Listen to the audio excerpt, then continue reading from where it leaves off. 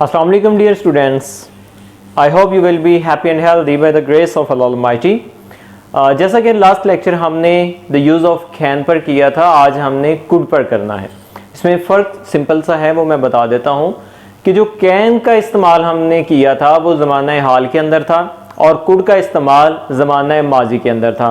मिसाल के तौर पर मैं ये काम कर सकता हूँ, ये है प्रेजेंट में कैन, और कुड का इस्तेमाल कैसे होगा माजी में, मैं ये काम कर सकता था। ठीक है, अब हम इसकी फॉर्मेशन की तरफ बढ़ेंगे और इसके कुछ यूजेस जो हैं मुख्तलिफ पैरामीटर्स पर हम देखेंगे और इसके साथ साथ हम देखेंगे कि सिंपल सेंटेंसेस कौन कौन से हैं, नेगेटिव सेंटेंसेस कौन कौन से हैं और उसकी फॉर्मेशन क्या है, इस तरह इंट्रोगेटिव में इसकी फॉर्मेशन क्या है। तो आइए आगाज़ करते हैं। सबसे पहले हम फॉर्मेशन की बात करते हैं। तो फॉर्मेशन में सबसे पहले सब्जेक्ट है, उसके बाद कुड है, उसके बाद फर्स्ट फॉर्म ऑफ वर्ब है और आखिर में ऑब्जेक्ट है। अब ये बात फिर मैं कह रहा हूँ कि जो फॉर्मेशन है वो आपने अच्छी तरह से याद करनी है। इसके बाद इसके एग्जांपल्स की तरफ देखें तो सबसे पहले हम असर्टिव सेंटेंसेस की तरफ बढ़ते हैं। पहला जो सेंटेंस है वो है I could read this book in a night, मैं ये किताब एक रात में पढ़ सकता था। सेकंड सेंटेंस देखें, Pakistan could win this tournament, Pakistan ये मैच जीत सकता था। अब अगर इसी को कुड की जगह पे, यानी ये जो वर्ड कुड है, अगर यहाँ पे हम कैन लगाएंगे तो ये प्रेजेंट के अंदर होगा और ये ज़माना हाल के अंदर काबिलियत को जाहिर करेगा। ये चूंकि कुड की हम बात कर रहे हैं और ये माजी को जाहिर कर रहा है, लिहाजा ये गुजरी हुई बात है, वहाँ पे इसकी काबिलियत के बारे में बात हो रही है। अब हम बढ़ते हैं इसके नेगेटिव सेंटेंसेस की तरफ। तो सबसे पहले इसकी फॉर्मेशन की अगर हम बात करें कि नेगेटिव सेंटेंसेस वो सेंटेंसेस होते हैं जिसमें किसी चीज़ का इनकार किया जाए, यानी जिसमें नहीं का तकरार हो, इनकार पाया जा रहा हो। मिसाल के तौर पर इसकी फॉर्मेशन है सब्जेक्ट, उसके बाद कुड है, कुड के बाद नॉट है, फिर फर्स्ट फॉर्म ऑफ वर्ब है और उसके बाद ऑब्जेक्ट है।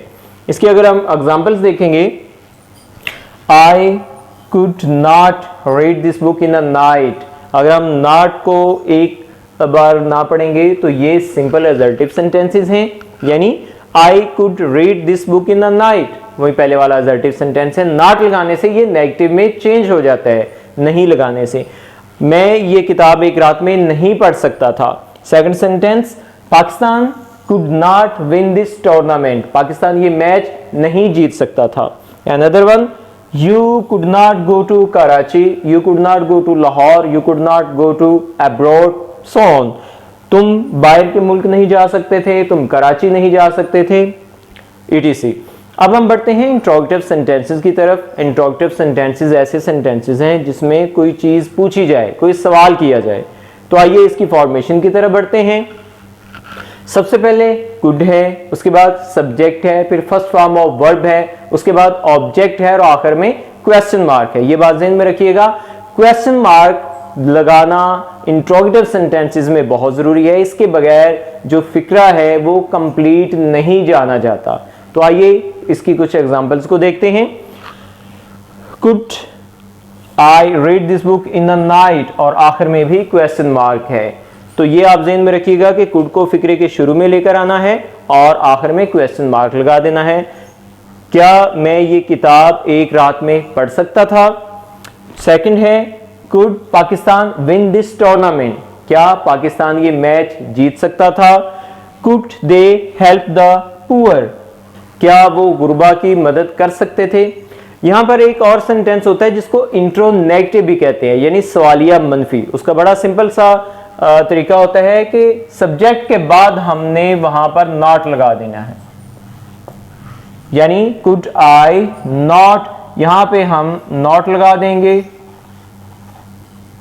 Could I not read the book in the night, क्या मैं ये किताब एक रात में नहीं पढ़ सकता था? इस तरह से could Pakistan not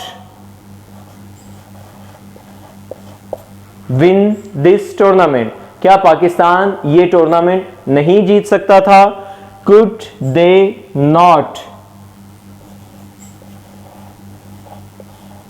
help the poor, क्या वो गुरबा की मदद नहीं कर सकते थे? ये सवालिया मनफी फिक्रात होते हैं जिसमें दोनों का तकरार पाया जाए। और इसका सबसे आसान अंडरस्टैंड करने के लिए, ट्रांसलेट करने के जो तरीका है वो मैं आपको बता देता हूं कि आपने ये देखना है कि ये जो नेगेटिव सेंटेंसेस हमने किए हैं जिसमें कुड नॉट का इस्तेमाल है, इसमें आपने जस्ट कुड को फिक्रे के शुरू में लेके आना है, यानी इसको सब्जेक्ट से पहले लेके आएंगे, बाकी किसी भी चीज को आपने चेंज नहीं करना, इसको एज इट इज रहने देना है।